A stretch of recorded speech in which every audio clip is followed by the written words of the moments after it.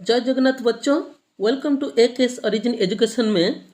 बच्चों, जब भूख लगती है तो सबको याद आती है मम्मियाँ, लेकिन कोई भी करना नहीं चाहता उस अनाज की खेतियाँ। जो अनाज हम लोग रोज खाते हैं तो कोई भी उसके बारे में बात नहीं करता। तो आज हम लोग इस चैप्टर के सेकंड पार्ट में बात करेंगे, जिस चैप्टर का नाम है क्रॉप प्रोडक्शन एंड मैनेजमेंट। तो चलिए सेकंड पार्ट को कंटिन्यू करते हुए हम लोग आगे बढ़ते हैं और वीडियो की शुरुआत करते हैं। तो पहले चैप्टर में यानी पहले पार्ट में हमने जाना कि एग्रीकल्चर होता क्या है और इसके इंट्रोडक्शन और उसकी मीनिंग क्या होती है, और जो क्रॉप होते क्या हैं और डिफरेंट टाइप्स ऑफ क्रॉप्स क्या होती है। अगर तुम चाहो तो पार्ट 1 वीडियो को जाकर देख सकते हो, डिस्क्रिप्शन में लिंक है।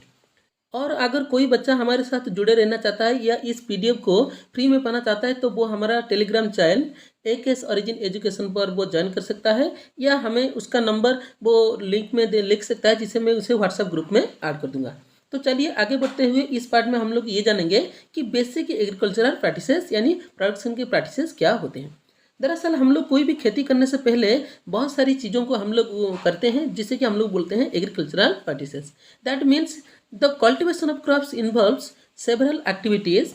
That activities are referred as agricultural practice. तो कोई भी खेती करने के लिए जो सबसे पहला कदम होती है तो वो होती है प्रिपरेशन ऑफ द सॉइल, और उसके बाद क्या होती है सोइंग सीड्स, और उसके बाद होती है एडिंग मैन्योर एंड फर्टिलाइजर्स, और उसके बाद होती है इरिगेशन, यानी हम लोग उसमें क्या करते हैं कि जल सिंचन करते हैं, और उसके बाद आती है protecting the crops from weeds. तो वीड्स क्या होते हैं, जो कि ऑर्नामेंटल प्लांट्स होते हैं जो कि उस क्रॉप के साथ ग्रो करते हैं। और जो उसके बाद आ जाती है वो स्टोर, तो वो हो जाती है हमारा हार्वेस्टिंग, और जो आखिरी वाला स्टेप होती है तो वो होती है मेरा स्टोरेज। तो चलिए इनके बारे में हम लोग डिटेल से जानते हैं। तो जो सबसे पहला स्टेप है कोई भी क्रॉप प्रोडक्शन का, तो वो है हमारा प्रिपरेशन ऑफ द सॉइल। तो why the preparation of the soil is necessary? So the preparation of the soil is basically the first step for the growing crop. तो it is a most important task, जो कि सबसे important task होती है, जिस task में हम लोग क्या करते हैं, we turn the soil and loosen it. तो इससे क्या होता है कि जो ट्री का जो रूट होती है वो डीप तक पेनिट्रेट कर पाती है, यानी अंदर तक जा पाती है, और अपनी न्यूट्रिएंट और वाटर को वो क्या कर सकती है कि ऑब्जर्व कर सकती है। और ये सारी चीज़ों को हम लोग इसीलिए भी करते हैं क्योंकि जो कुछ प्लांट्स होते हैं जो कि अपने रूट के माध्यम से वो ब्रीथ यानी सांस लेते हैं, तो इससे क्या होता है उनको भी फायदा मिल देती है, क्योंकि तो लूजनिंग सॉइल की वजह से जो एरिनेशन है वो सॉइल की वो हो जाती है। और इसके अलावा जो loosening of the soil that helps the earthworm and other microbes that present in the soil, जो कि मिट्टी के अंदर होते हैं, तो उनको भी बढ़ने में ये मदद करता है। तो सॉइल प्रिपरेशन करने का जो सबसे पहला वाला प्रोसेस होती है वो होती है tilling. The process of loosening and turning the soil is called tilling या प्लगिंग। और ये जो प्लगिंग यानी इसे हॉल करना बोलते हैं। जैसे कि आप लोग यहाँ पर देख पा रहे होंगे, एक किसान क्या कर रहा है, एक ट्रेडिशनल मेथड में यहाँ पर 2 बैलों की मदद से यहाँ पर टिलिंग या प्लगिंग का काम कर रहा है। और इस काम के लिए जो चीज़ का इस्तेमाल होती है तो उसका हम लोग बोलते हैं प्लग। क्या बोलते हैं? प्लग। जैसे कि आप लोग देख पा रहे हैं ये आदमी यहाँ पर पकड़ा हुआ है, और इनके बारे में भी हम लोग और डिटेल से जानते हैं। और ये जो लंबा वाला हिस्सा होती है तो उसको हम लोग क्या बोलते हैं, तो ये जो लंबा वाला जैसे कि आप लोग यहाँ पर देख पा रहे होंगे, तो इसे हम लोग बोलते हैं प्लग शाफ्ट। क्या बोलते हैं? Plug shaft. और इसके नीचे यहाँ पर जो जमीन को खोद रहा है उसे बोलते हैं प्लग शेयर। क्या बोलते हैं इसे? Plug share. और इसके अलावा ये जो दोनों बेल है तो यहाँ पर भी एक देखो लंबा सा हिस्सा भी यहाँ पर है।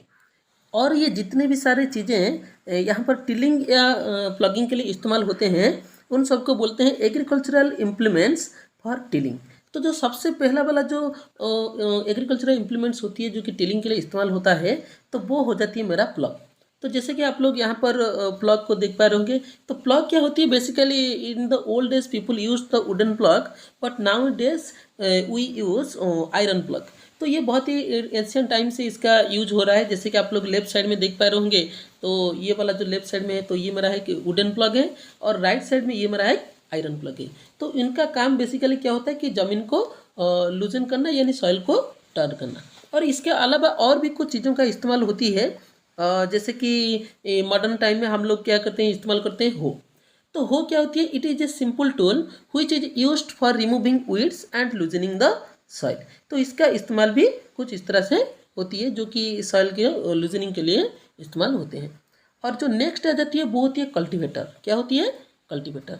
जैसे कि आप सब ने अपने गांव में या कस्ती में देखा होगा कि जो एक ट्रैक्टर होती है उसके पीछे एक लोहे का ये जैसे चीज़ देख पा रहे होंगे आप लोग पिक्चर में। तो इस तरह की कुछ चीज़ें लगी हुई होता है जो कि ज़मीन को खोदता हुआ आगे बढ़ता है। तो इसे ही हम लोग बोलते हैं कल्टीवेटर। और चलिए तो ये जो कल्टीवेटर होती है तो वो तो क्या करती है कि बहुत सारे काम को आसान बना देती है, जिससे कि क्या होता है कि आप लोगों को बहुत सारे परिश्रम करना नहीं पड़ता, क्योंकि ये जो सारा काम होती है वो ट्रैक्टर के द्वारा हो जाती है। तो इसके बाद चलिए हम लोग जो सब दूसरी स्टेप होती है सॉइल प्रिपरेशन के बाद उसकी ओर बढ़ते हैं। तो जो कि होती है सोइंग, यानी सोइंग द सीड।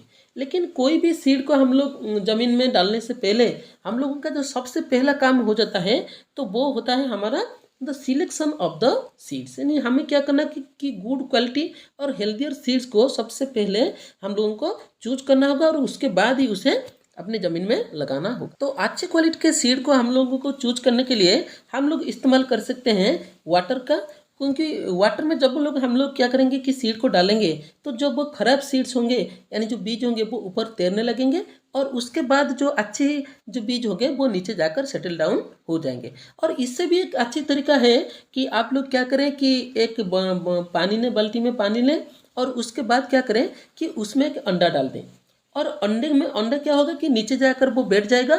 और अंडा नीचे बैठने के बाद आप लोगों को करना क्या है कि उसमें डालना है नमक।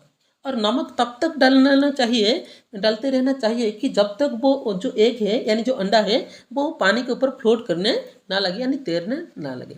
और जब वो तैर जाएगा तो तब से आप लोग क्या करना है कि उस अंडे को निकाल लेना है। और हम लोगों को अभी क्या करना है कि जो सीड है उसे हम लोग क्या करेंगे अब उसमें डाल देंगे। और डालने के बाद हम लोग देखेंगे कि बहुत ही तादाद में क्या होगा कि जो खराब जो बीज है वो ऊपर तैरने लगेंगे।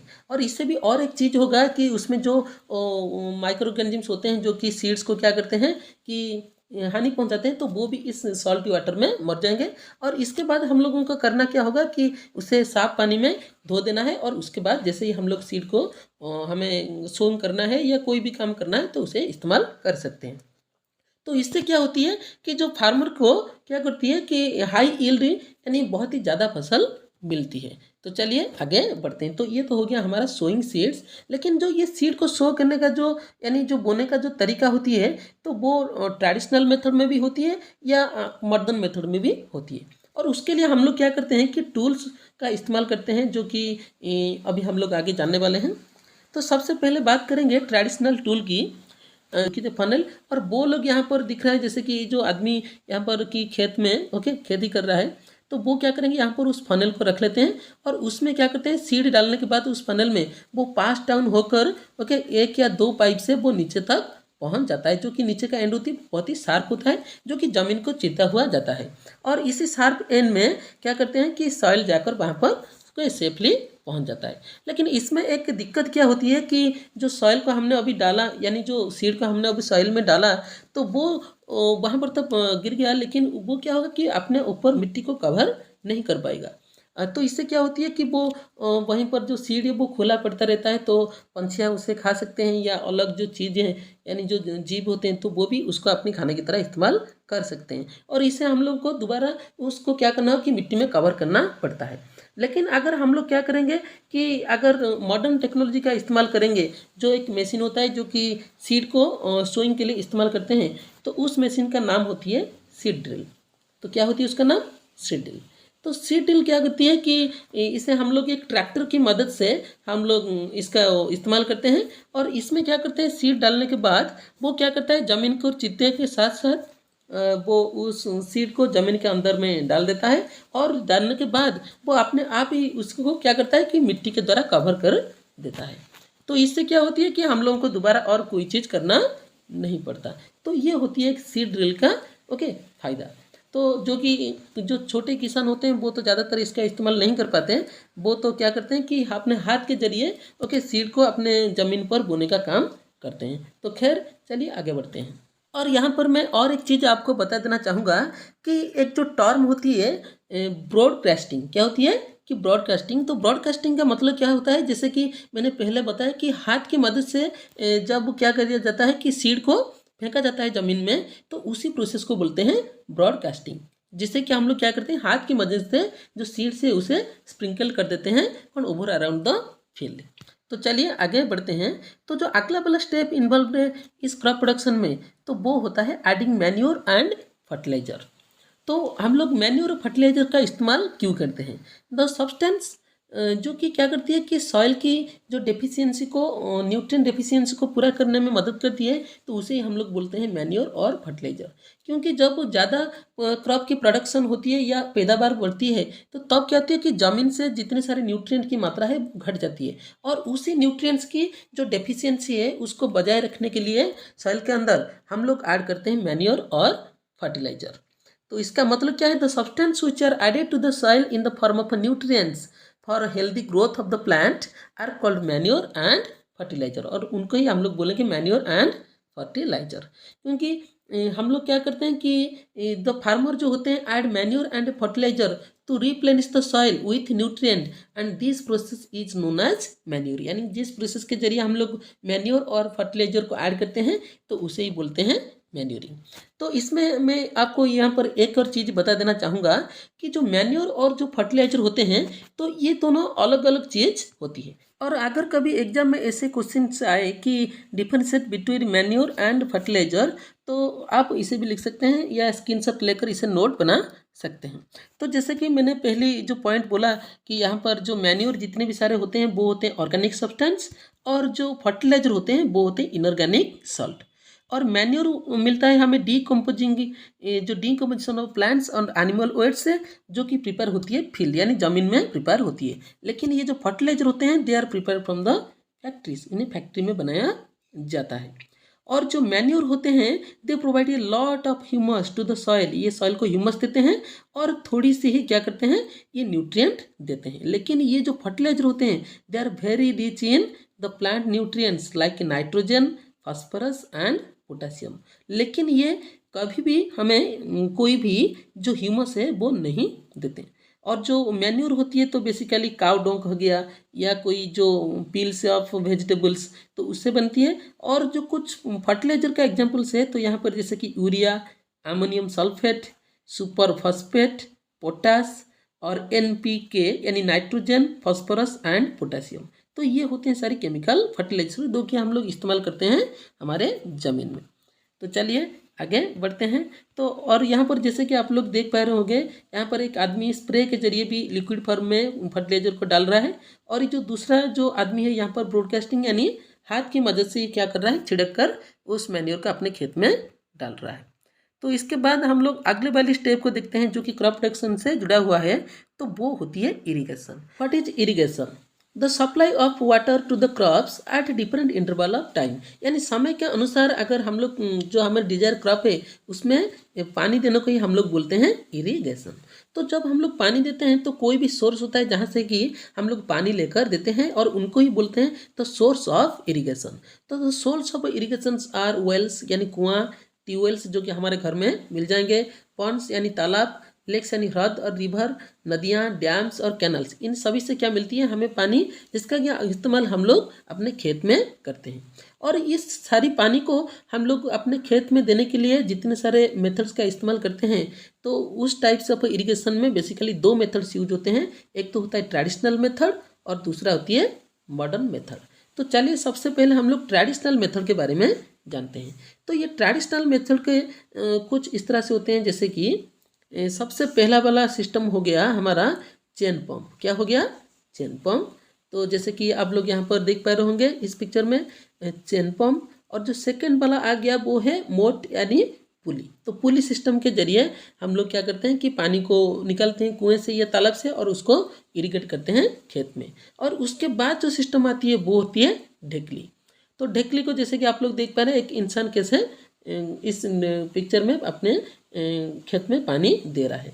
और उसके बाद जो सिस्टम आती है तो वो होती है राहत यानी लिवर सिस्टम। और ये सारी चीज़ें होती है, ये होती है जो ट्रेडिशनल इरिगेशन का मेथड सब होते हैं। इसके अलावा और दो भी यहाँ पर दिया है, जैसे कि देख पा रहे होंगे यहाँ पर दो आदमी पानी यहाँ से निकल रहे हैं और यहाँ पर एक आदमी अपने पैरों की मदद से पानी निकल रहा है। तो ये सारी जो मेथड्स होते हैं तो ये होते हैं ट्रेडिशनल मेथड्स। तो इसके बाद हम लोग आगे बढ़ते हैं और देखते हैं जो मॉडर्न मेथड्स होते हैं तो उनके बारे में हम लोग जानने की कोशिश करते हैं। तो जो मॉडर्न मेथड्स ऑफ इरिगेशन होती है तो उसमें बेसिकली दो तरह की सिस्टम होती है। एक होती है ड्रिप इरिगेशन सिस्टम और जो दूसरा होती है वो होती है स्प्रिंकलर इरिगेशन सिस्टम। तो चलिए इन दोनों मेथड के बारे में हम लोग जानते हैं। तो इन स्प्रिंकलर इरिगेशन सिस्टम में होता क्या है कि जैसे कि आप लोग देख पा रहे होंगे यहाँ पर लगी है पाइप्स और पाइप्स के यहाँ पर जो टिप में लगा हुआ होता है एक रोटेटिंग नोजल। तो जब प्रेशराइज्ड वाटर यानी प्रेशर के जरिए पानी को प्रेशर देकर यहाँ पर पाइप में फ्लो किया जाता है तब इस नोजल रोटेट करने लगती है और पानी इधर उधर क्या करती है कि छिड़क कर बारिश की तरह कण गिरने लगती है। लेकिन जो ड्रिप इरिगेशन सिस्टम है तो इसमें ऐसा कुछ नहीं होता। यहाँ पर हर पेड़ के नीचे यहाँ पर देखो यानी हर पेड़ तक यहाँ पर देखो पाइप को बिछा गया है और हर पेड़ के सीधे क्या होती है कि पाइप में एक होल होती है और ईच होल में से क्या करती है कि पानी बूंदा बूंदा होकर उसके जो पेड़ के नीचे है वो गिरने लगती है। जब जब स्प्रिंकलर इरिगेशन सिस्टम में ज़्यादा पानी का यूज होती है वहीं पर ड्रिप इरिगेशन सिस्टम में बहुत ही कम पानी की आवश्यक है क्योंकि यहाँ पर ज़्यादा पानी नष्ट नहीं हो रहा है। लेकिन ये जो दोनों मेथड से अलग अलग जगह पर कारगर होती है। जैसे कि सबसे पहले जो स्प्रिंकलर इरिगेशन सिस्टम है तो इसको यूज किया जाता है ऑन इवन एरिया यानी पहाड़ी इलाकों में, जैसे कि जहाँ पर ऑन इवन लैंड है यानी उबड़ खाबड़ इलाका है तो वहाँ पर इसका यूज होती है और जो सैंडी एरिया होती है तो वहाँ पर भी इसका यूज होती है। लेकिन जो ड्रिप इरिगेशन सिस्टम है तो बेसिकली वो क्या होती है कि वाटर स्कैरिटी इलाके में होती है जहाँ पर जल की मात्रा बहुत ही कम होती है। और जो ड्रिप इरिगेशन सिस्टम होती है वो स्प्रिंकलर इरिगेशन सिस्टम से बहुत ही बेहतर होती है इसीलिए क्योंकि यहाँ पर बहुत ही कम पानी की हमारी क्या होती है कि यूज होती है और ज़्यादा पानी जो जाकर पेड़ में या इधर उधर गिरते हैं जिसकी वजह से पेड़ को जो फंगल डिजीज होती है तो वो भी यहाँ पर नहीं होता। तो कहीं ना कहीं जो ड्रिप इरिगेशन सिस्टम है वो बहुत ही कारगर साबित होती है। लेकिन इसमें क्या होती है कि ज़्यादा हम लोगों को पैसा खर्च करना पड़ना होता है यहाँ पर। जैसे कि आप लोग देख पा रहे हैं कि यहाँ पर बहुत सारे पाइप्स बिछाया गया है। अच्छा तो चलिए नेक्स्ट आगे बढ़ते हैं। सो द नेक्स्ट स्टेप जो आती है क्रॉप प्रोटेक्शन का तो वो होती है protection of the crop from the weeds. तो हमें क्या करना होता है कि जो हमारा जो डिजायर क्रॉप है यानी जिस क्रॉप की हम लोग खेती कर रहे हैं तो उसी क्रॉप को क्या करना होता है कि सेफ रखना होता है वीड से। तो सबसे पहले व्हाट आर वीड्स? ताहले in a land the other undesirable plants may grow naturally along with the crop and these undesirable plants are called weeds। तो उन्हें बोलते हैं weeds जो कि प्लांट के साथ यानी हमारे डिजायर क्रॉप के साथ ग्रो करते हैं। And weeds can be control by using certain chemicals जिन्हें बोलते हैं weedicides। क्या बोलते हैं? weedicides। और एक जो weedicides यानी जो केमिकल यहाँ पर यूज होता है तो उसका एग्जाम्पल है 2,4-D। क्या होती है? 2,4-D। तो ये तो हो गया मॉडर्न मेथड। लेकिन हम लोग क्या करते हैं कुछ ट्रेडिशनल मेथड का भी यूज करते हैं वीड्स को यानी इस अनवांटेड प्लांट को अपने खेत से रिमूव करने के लिए। तो उसमें जो सबसे ज़्यादा चीज़ का यानी जो मेथड का ज़्यादा यूज होती है वो होती है अपरूटिंग और cutting them close to the ground. यानी हैंड की मदद से क्या करते हैं उस पेड़ का हम लोग उखड़ कर फेंक लेते हैं या एक चीज़ का इस्तेमाल करके हम लोग क्या करते हैं उन्हें ज़मीन के पास से अपनी रूट के पास से उन्हें टाइम टू टाइम काट देते हैं। और इसी जो चीज़ को हम लोग क्या करते हैं कि काटने के लिए इस्तेमाल करते हैं तो उनके ही बोलते हैं खुरपी, जो कि क्या होती है एक सिकल की तरह होती है। और इसके अलावा भी हम लोग सीड ड्रिल का इस्तेमाल करते हैं कि ये जो अनवांटेड वीड्स है अपने खेत से उसे रिमूव करने के लिए। तो ये होती है कि जो सारी प्रोसेस जो कि हम लोग वीड्स को रिमूव करने के लिए यूज़ करते हैं। लेकिन जो सबसे इम्पोर्टेंट है तुम लोगों को यहाँ पर याद रखना होगा कि ये वीडसाइड्स होता क्या है और ये वीडसाइड्स के एग्जाम्पल्स क्या होते हैं। ओके तो चलिए तो अगले वाला स्टेप की ओर बढ़ते हैं और देखते हैं कि क्या होता है। तो जैसे कि देखो यहाँ पर एक क्या कर रहा है एक जो किसान है तो वो क्या कर रहा है वीडसाइड्स को एक स्प्रेयर की मदद से स्प्रे कर रहा है अपनी खेत में। ओके तो चलिए नेक्स्ट स्टेप को बढ़ते हैं। तो जो नेक्स्ट स्टेप हो जाती है तो वो होती है हमारा हार्वेस्टिंग। तो जब क्या होती है कि जो क्रॉप होती है वो मैच्योर हो जाती है तो तब हम लोग क्या करते हैं इस प्रोसेस की ओर आते हैं। तो हार्वेस्टिंग होता क्या है? तो हार्वेस्टिंग ऑफ ए क्रॉप होता है the cutting of a crop after maturation is called harvesting. तो जब कोई क्रॉप है यानी जो शस्य है जो पक जाता है तो और उसे काटने को ही हम लोग बोलते हैं हार्वेस्टिंग। और इसके लिए हम लोग क्या करते हैं यूज़ करते हैं हमारे जो ट्रेडिशनल टूल्स जो कि होती है सिकल।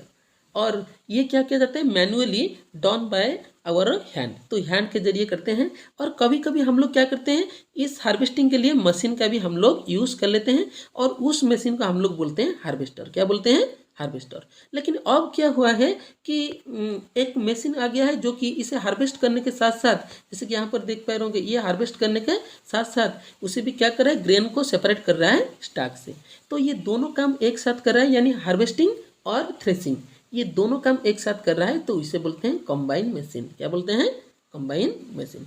तो जबकि क्या करता है, उसे हार्वेस्ट करने के साथ साथ थ्रेसिंग का काम भी करता है, जैसे कि इस पिक्चर में आप लोग देख पा रहे होंगे। तो चलिए, और ये लेफ्ट साइड में देखो, यहाँ पर दिया है एक ट्रेडिशनल सिकल। और ये जो कंबाइन मशीन होते हैं तो वो क्योंकि बहुत ही ज़्यादा कॉस्टली होते हैं, तो इसके लिए जो गांव में जो जितने सारे क्या होते हैं कि कृषक होते हैं, तो वो लोग ज़्यादातर इस्तेमाल करते हैं इस ट्रेडिशनल सिकल का, और इससे अपनी वो हाथ की मदद से वो जो फसल है उसकी कटाई का काम करते हैं। और कटाई का काम करने के बाद जो प्रोसेस होती है, जैसे कि थ्रेसिंग, तो वो कंप्लीट होने के बाद और एक प्रोसेस वो लोग अप्लाई करते हैं, विनोइंग। विनोइंग के मदद से क्या होती है, जो चाप होती है, यानी जो छोटे छोटे हल्के जो मिले हुए होते हैं सीड के साथ, तो उनको अलग किया जाता है by the help of wind. तो उसी प्रोसेस का हम लोग बोलते हैं विंड। और ये जो विनोइंग की प्रोसेस होती है, तो ये बहुत ही क्या होती है, चीपर होती है। लेकिन अब मॉडर्न टाइम्स में क्या हो गया है कि जो फार्मर्स है वो लोग यूज़ कर रहे हैं फैंस का, जो कि इलेक्ट्रिसिटी की मदद से इस प्रोसेस को किया जाता है। तो चलिए, जो अगले वाला स्टेप की ओर बढ़ते हैं। तो अगले वाला स्टेप जो होती है, तो वो हो जाती है हमारा स्टोरेज। क्या हो जाती है, स्टोरेज। और ये जो स्टोरेज स्टेप होती है, तो वो सबसे इन जो क्रॉप प्रोडक्शन का सबसे आखिरी स्टेप होता है। और इस स्टेप में क्या होता है, हम लोग जो 3-4 महीने से जिस क्रॉप को प्रोडक्ट किया है, यानी प्रोड्यूस किया है, तो उसी प्रोड्यूस को, यानी उसी क्रॉप का हम लोग क्या करना होता है कि स्टोर करके रखना होता है। और उसे स्टोर करने के लिए हम लोग क्या करते हैं कि लार्ज कंटेनर का यूज़ करते हैं, जो कि होता है हमारा सिलोस। और इसके अलावा और भी हम लोग चीज़ों का इस्तेमाल करते हैं जो क्रॉप का हमारा स्टोर करने के लिए, वो होते हैं ग्रैनरीज। और क्यों हम लोग इसे स्टोर करते हैं, to protect them from the pests like rats and insects. तो इसके अलावा हमारे जो कुछ ट्रेडिशनल चीज़ें होते हैं, जैसे कि हमने जो ग्रीन ग्राम यानी मूंग के साथ जो नीम के पत्ते हैं, तो हम लोग क्या करते हैं, उसको मिलाकर धूप में उसे थोड़ी देर के लिए सुखा लेते हैं, जिससे कि क्या होती है, उससे फंगस या अलग कोई जो माइक्रोऑर्गेनिज्म है, तो वो उसे हानि नहीं पहुंचा पाता। तो ऐसे भी बहुत सारे ट्रेडिशनल मेथड्स हैं जिसके जरिए कि हम लोग क्या करते हैं, उस क्रॉप को हम लोग सेव कर लेते हैं, यानी बचा लेते हैं फ्रॉम द माइक्रोऑर्गेनिज्म और पेस्ट। तो तुम चाहो तो कमेंट्स में भी अगर तुम्हें कोई मेथड पता है तो तुम लिख सकते हो। इसके बाद हमारे टॉपिक की जो आखिरी वाला पार्ट है, तो वो होती है एनिमल हस्बेंड्री। तो सबसे पहले हम लोग ये जान लेते हैं कि ये जो एनिमल हस्बेंड्री होती है वो होता क्या है। Animals are reared at home और इन फार्म्स, जो बड़े बड़े फार्म्स होते हैं, to have to provide with proper food. तो इन्हें हम लोग क्या देते हैं, proper food, shelter and care, उनकी हम लोग केयर भी लेते हैं। When it is done on a large scale, और जब ये लार्ज स्केल में होता है उसको ही हम लोग बोलते हैं एनिमल हस्बेंड्री। यानी बहुत सारी तादाद में कोई भी एनिमल्स को पालना, उनकी केयर करना और उसके बाद उन्हें खाने की तरह इस्तेमाल करना, तो यही होता है हमारा एनिमल हस्बेंड्री। और जैसे कि आपने देखा होगा कि कैटल फार्म में गोट और काऊ की क्या करती है कि ज़्यादा हम लोग क्या करते हैं, फार्मिंग करते हैं। और जो कैटल फार्मिंग होते हैं उसमें काऊ को हम लोग डायरी प्रोडक्ट और मिल्क के लिए इस्तेमाल करते हैं, और जो गोट होते हैं उन्हें भी हम लोग मिल्क और मीट के लिए इस्तेमाल करते हैं। और इसके अलावा जो और भी होते हैं, जैसे कि पोल्ट्री फार्मिंग, जहाँ पर क्या करते हैं कि हम लोग चिकन्स को बड़ा करते हैं बहुत ही लार्ज तादाद में for the meat and egg. और यही सब चीज़ें होती हैं हमारा एनिमल हस्बेंड्री। तो इसी के साथ ही हमारा चैप्टर ख़त्म होता है। और अगर किसी को ये जो PDF चाहिए तो वो व्हाट्सएप ग्रुप में ज्वाइन करने के लिए अपना नंबर कमेंट्स में लिख सकता है, या हमारा Telegram channel AKS origin education में ज्वाइन कर सकता है, जो कि स्टैंडर्ड 8 के लिए खुला है। और तब तक के लिए चैनल के साथ जुड़े रहिए। मिलते हैं नेक्स्ट वीडियो में। जय जगन्नाथ।